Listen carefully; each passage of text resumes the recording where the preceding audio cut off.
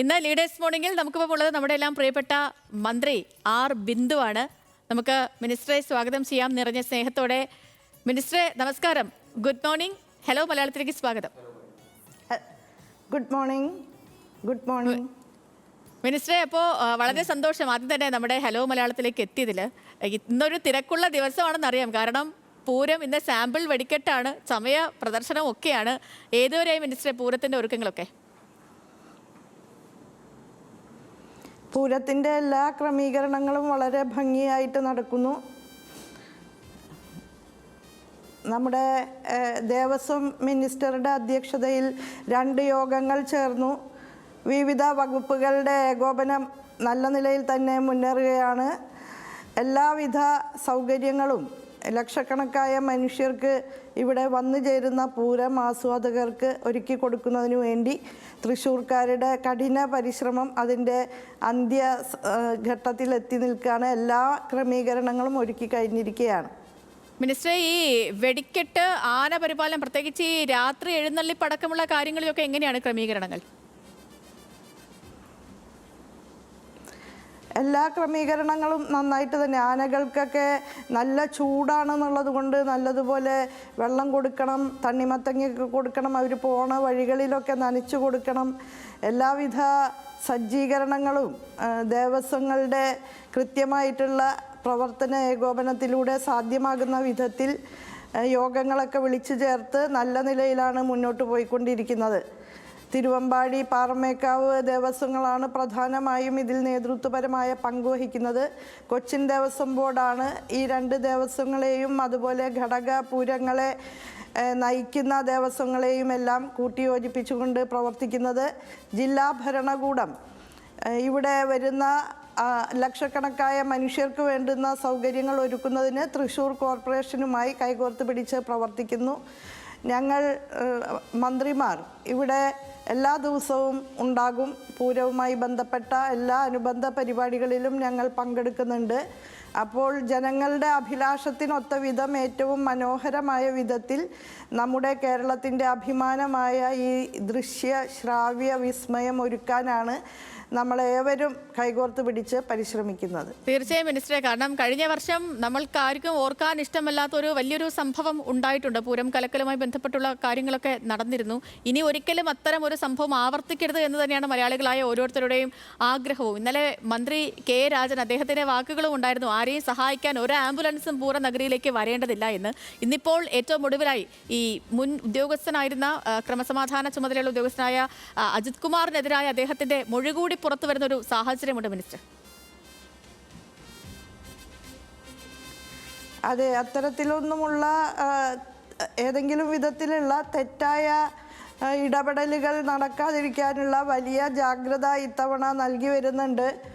തീർച്ചയായും ഇത് തൃശ്ശൂർക്കാരുടെ മാത്രമല്ല, കേരളത്തിൻ്റെ മുഴുവൻ അഭിമാനമായ നമ്മുടെ നാട്ടിലെ, നമ്മുടെ സംസ്ഥാനത്തെ ഏറ്റവും പ്രധാനപ്പെട്ട കൾച്ചറൽ ഇവൻ്റാണ്.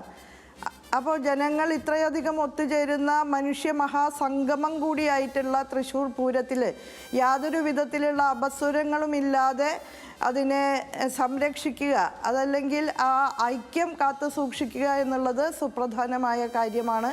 അതിൽ സത്വര ശ്രദ്ധ പതിപ്പിച്ചുകൊണ്ടാണ് സംസ്ഥാന സർക്കാർ ഈ വർഷം മുന്നോട്ട് പോകുന്നത്. കഴിഞ്ഞ വർഷം തെരഞ്ഞെടുപ്പുമായി ബന്ധപ്പെട്ട പ്രോട്ടോകോൾ നിലവിലുണ്ടായിരുന്നതിനാൽ ഞങ്ങൾക്ക് ഇതുമായി ബന്ധപ്പെട്ട യോഗങ്ങളിലൊന്നും പങ്കെടുക്കാൻ സാധ്യമായിരുന്നില്ല.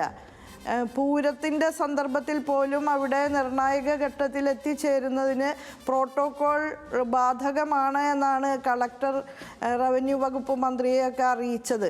അപ്പോൾ ആ നിലയിൽ തെറ്റായ രീതിയിലുള്ള ചില പ്രവർത്തനങ്ങൾ കഴിഞ്ഞ പൂരത്തിൻ്റെ സന്ദർഭത്തിൽ ഉണ്ടായി എന്നുള്ളത് ശരിയാണ്.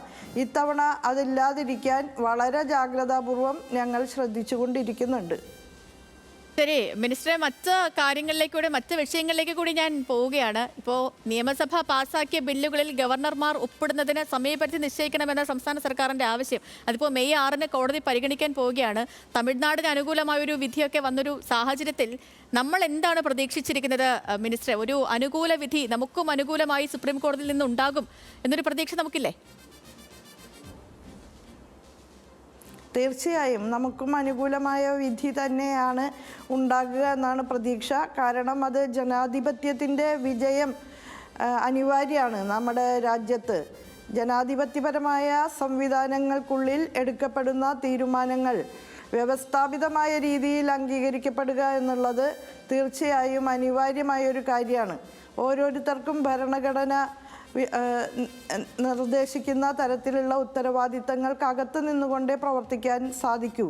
ഭരണഘടനാപരമായ ഉത്തരവാദിത്തങ്ങൾ നിർവഹിക്കുന്നവർ എല്ലാവരും നിർദ്ദിഷ്ട ചുമതലകളാണ് നിറവേറ്റുന്നത്. അപ്പോൾ അവിടെ യഥാർത്ഥത്തിൽ യാതൊരുവിധ തർക്കവിതർക്കങ്ങൾക്കും സ്കോപ്പില്ല.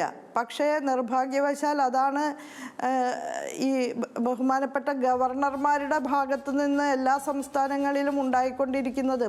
പ്രതിപക്ഷ ഭരണമുള്ള സംസ്ഥാനങ്ങളിലൊക്കെ ഇപ്രകാരം ഗവർണർമാരെ ഉപയോഗിച്ചുകൊണ്ടുള്ള കടന്നുകയറ്റങ്ങൾ നടക്കുന്നു എന്നുള്ളത് തീർച്ചയായും ഖേദകരമാണ്. അപ്പോൾ അതുകൊണ്ട് സംസ്ഥാനത്തിന് അനുകൂലമായ ഒരു വിധിയായിരിക്കും ഉണ്ടാകുക എന്ന് തന്നെയാണ് ഞാൻ പ്രതീക്ഷിക്കുന്നത്.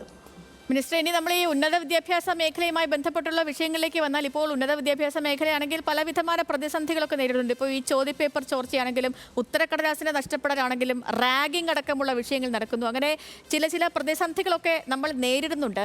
അപ്പോൾ ഈ മേഖലയെ കൂടുതൽ നവീകരിക്കാൻ എന്തൊക്കെ പദ്ധതികളാണ് ഉന്നത വിദ്യാഭ്യാസ മേഖല മുന്നോട്ട് വയ്ക്കുന്നത്? പ്രതിസന്ധികളൊന്നുമില്ല, അതൊക്കെ തെറ്റായ വ്യാഖ്യാനങ്ങളാണ്. കേരളത്തിലെ ഉന്നത വിദ്യാഭ്യാസ മേഖല സമഗ്രവും സമൂലവുമായിട്ടുള്ള മാറ്റങ്ങളിലൂടെ അതിദ്രുതം മുന്നോട്ട് കുതിക്കുകയാണ്. നിങ്ങൾ നമ്മുടെ ദേശീയ അന്തർദേശീയ ഗുണനിലവാര പരിശോധനകളിൽ നമ്മുടെ സർവകലാശാലകളും കലാലയങ്ങളും എല്ലാം കാഴ്ചവെക്കുന്ന പ്രകടനം ഒന്ന് നിരീക്ഷിച്ചാൽ മതിയാകും. വളരെ നല്ല നിലയിലുള്ള മുന്നേറ്റമാണ് നാം കാഴ്ചവെക്കുന്നത്. അടിസ്ഥാനപരമായ മാറ്റങ്ങളിലൂടെ, കാലത്തിനനുസൃതമായ മാറ്റങ്ങളിലൂടെ മുന്നോട്ട് പോവുകയാണ്. ഈ അടുത്ത ദിവസമാണ് ടൈംസ് ഏഷ്യൻ റാങ്കിംഗ് ഫ്രെയിംവർക്ക് വന്നത്. അതിൽ രാജ്യത്ത് തന്നെ 4ാം സ്ഥാനത്ത് മഹാത്മാഗാന്ധി സർവകലാശാല എത്തിപ്പെട്ടിരിക്കുന്നു. NIRF റാങ്കിങ്ങിൽ 9, 10, 11 റാങ്കുകൾ കേരളത്തിലെ സർവകലാശാലകൾക്കാണ്. കേരള സർവകലാശാലയും MG യൂണിവേഴ്സിറ്റിയും NAC അക്രഡിറ്റേഷനിൽ A++ ആണ് കരസ്ഥമാക്കിയിരിക്കുന്നത്. കാലിക്കറ്റും കാലടിയും കുസാറ്റും A+ ആണ് കരസ്ഥമാക്കിയിട്ടുള്ളത്. നമ്മുടെ കലാലയങ്ങളും 159 കോളേജുകൾ A ഗ്രേഡിന് മുകളിൽ കരസ്ഥമാക്കിയിട്ടാണ് മുന്നോട്ട് പോകുന്നത്. അതിൻ്റെ ഈ കുറഞ്ഞ സമയത്തിനുള്ളിൽ അതിൻ്റെ എല്ലാ വിശദാംശങ്ങളിലേക്കും ഞാൻ പോകുന്നില്ല. ടൈംസ് റാങ്കിംഗ്, QS റാങ്കിംഗ് തുടങ്ങിയ അന്തർദേശീയ റാങ്കിങ്ങിൽ പോലും കേരളത്തിലെ സർവകലാശാലകൾ ചരിത്രത്തിലാദ്യമായി അന്തസ്സോടെ ഇടം പിടിച്ചിരിക്കുന്നു എന്നുള്ളത് അഭിമാനകരമായ ഒരു കാര്യമായി തന്നെ ഞാൻ കരുതുകയാണ്. പക്ഷേ നമ്മുടെ പത്രമാധ്യമ സുഹൃത്തുക്കൾ അക്കാര്യമൊക്കെ മറച്ചു വെച്ചുകൊണ്ട് താരതമ്യേന നിസ്സാരമായ, അല്ലെങ്കിൽ വളരെ ചെറിയ ഒരു വൃത്തത്തിൽ മാത്രം ഒതുങ്ങേണ്ടുന്ന കാര്യങ്ങളെ പർവ്വതീകരിച്ചുകൊണ്ട് എന്തൊക്കെയോ മോശമായ കാര്യങ്ങൾ നടക്കുന്നു എന്ന് തെറ്റിദ്ധരിപ്പിക്കുന്നതിൽ മത്സരിച്ചു കൊണ്ടിരിക്കുന്നുണ്ട്. ഞാൻ വളരെ സ്നേഹപൂർവ്വം വിനയപൂർവ്വം എല്ലാ പത്രമാധ്യമ സുഹൃത്തുക്കളോടും പറയുന്നത്, നമ്മൾ ആർജിക്കുന്ന നേട്ടങ്ങളെക്കുറിച്ച് കൂടി നിങ്ങൾ പറയുക. കേരളത്തിൻ്റെ ഉന്നത വിദ്യാഭ്യാസ മേഖല എക്കാലത്തും ഗുണനിലവാരം ഉയർത്തിപ്പിടിച്ചിട്ടുള്ളത് തന്നെയാണ് ഇതര സംസ്ഥാനങ്ങളെ അപേക്ഷിച്ച്. ഇപ്പോഴാകട്ടെ വളരെ ശ്രമകരമായ കഠിനാധ്വാനം ചെയ്ത് തന്നെ ഒരു ടീം വർക്കായി അതിനെ മുന്നോട്ട് കൊണ്ടുപോകാൻ ശ്രമിക്കുന്നുണ്ട്. ഉന്നത വിദ്യാഭ്യാസ മേഖലയിലെ എല്ലാ ബന്ധപ്പെട്ട ആളുകളും, അധ്യാപകരും അനധ്യാപകരും വിദ്യാർത്ഥികളും ഗവേഷകരുമെല്ലാം ആ മുന്നേറ്റത്തിൻ്റെ കൂടെ നിൽക്കുന്നുണ്ട്. അതിനെ ഏവരും സഹായിക്കണം എന്നാണ് എനിക്ക് അഭ്യർത്ഥിക്കാനുള്ളത്. തീർച്ചയായും മിനിസ്റ്റർ, ഞാനിപ്പോൾ ഈ പറഞ്ഞ തന്നെ ഉന്നത വിദ്യാഭ്യാസ മേഖല നേടിയിരിക്കുന്ന ആ വലിയ നേട്ടങ്ങൾ അത് വിസ്മരിച്ചുകൊണ്ടല്ല. കാരണം ലോകത്തിന് മുന്നിൽ തന്നെ നമ്മുടെ വിദ്യാഭ്യാസ മേഖല എത്രത്തോളം ഉന്നതിയിലാണ് എന്നുള്ള കാര്യവും വ്യക്തമാണ്. പക്ഷേ ഇങ്ങനത്തെ ചെറിയ ചെറിയ പ്രശ്നങ്ങൾ കൂടി അവിടെ നിലനിൽക്കുന്നുണ്ട്. ഒറ്റപ്പെട്ടതായതെങ്കിലും നിൽക്കുന്നുണ്ട്. അതിനെ നവീകരിക്കാൻ എന്താണ് മുന്നോട്ട് വയ്ക്കുന്നത്? അങ്ങനെ ചോദിക്കുമായിരുന്നു. വിദ്യാഭ്യാസ മേഖല വലിയ നേട്ടത്തിൽ തന്നെയാണ്. അതെ, അതെ, നമുക്ക് ഇപ്പോൾ കെയറീപ്പ് എന്ന് പറയുന്ന ഒരു സമഗ്ര സോഫ്റ്റ്വെയർ തയ്യാറാക്കിയിട്ടുണ്ട്. എല്ലാ പ്രവർത്തനങ്ങളും വളരെ സുതാര്യമായിട്ട് കാണാൻ കഴിയുന്നതും എല്ലാവിധ കാര്യങ്ങളും വളരെ ചിട്ടയോടെ കാര്യക്ഷമമായി ഏകോപിപ്പിക്കാൻ കഴിയുന്നതുമായിട്ടുള്ള ഒരു സമഗ്ര സോഫ്റ്റ്വെയർ ആണത്. മാത്രമല്ല, രജിസ്ട്രാർമാരുടെ സംയുക്ത വേദി രൂപീകരിച്ച് യൂണിഫൈഡ് അക്കാഡമിക് കലണ്ടർ അടക്കം തയ്യാറാക്കിയിട്ടുണ്ട്. എല്ലാ പ്രവർത്തനങ്ങളും എല്ലാ സർവകലാശാലകളുടെയും ഏകോപിത പ്രവർത്തനത്തിനുള്ള കൂടുതൽ പ്ലാറ്റ്ഫോമുകൾ സൃഷ്ടിച്ചുകൊണ്ട് നല്ല നിലയിൽ മുന്നോട്ട് പോവുകയാണ്. അതുപോലെ 2 മാസം കൂടുമ്പോൾ റിവ്യൂ നടത്തുന്നുണ്ട്. ഓക്കെ വളരെയധികം സന്തോഷം മിനിസ്റ്ററെ. എനിക്കറിയാം ഭയങ്കര തിരക്കുള്ളൊരു ദിവസമാണ് ഇന്ന്. പക്ഷേ ആ തിരക്കിനിടയിലും നമ്മുടെ പ്രേക്ഷകർക്കൊപ്പം കുറച്ച് സമയം മാറ്റിവെച്ചതിന് ഒരുപാട് സന്തോഷം. നന്ദി. അങ്ങേക്ക് നല്ലൊരു ദിവസം നേരുകയാണ്. Thank you very much. Thank you മിനിസ്റ്ററെ. ശരി.